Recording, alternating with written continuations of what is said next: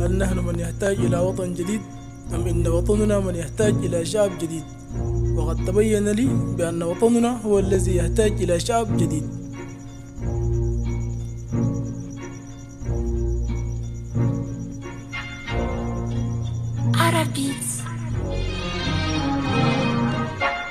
خلونا نعيش بدون سياسة، نحب بعدنا ننسى الخساسة، نعيش أفراحنا دون صدر الساسة، سياسة لعينا كلها نصوص، قلوبنا حزينة ما نفوس، ما عايزين سياسة لصوص، لا ما عايزين سياسة للصوص. ونحن محتاجين لوطن جديد، فينا يوم يموت وكل يوم شهيد، ببحث عن الجواب السبب منو، ارفع راسي فوق وامسح الدموع، عامل فيها ناسي وبسأل قال شنو، صاحبنا داك مات حسابه على منو، سؤال بدون جواب يعني ناس يوم حساب، وكيف تموت أمة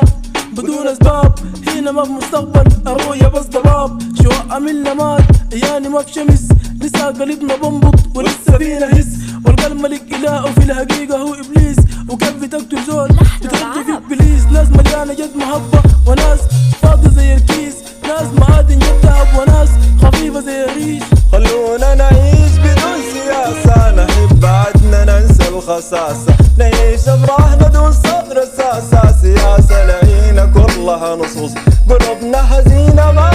نفوس، ما عايزين سياسة لصوص، لا ما عايزين سياسة للصوص.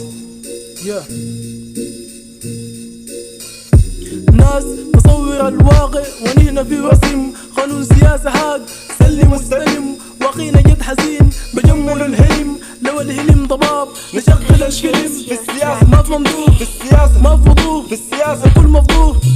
في السياسة كل شي مقلوب، في السياسة كل شي ملعوب،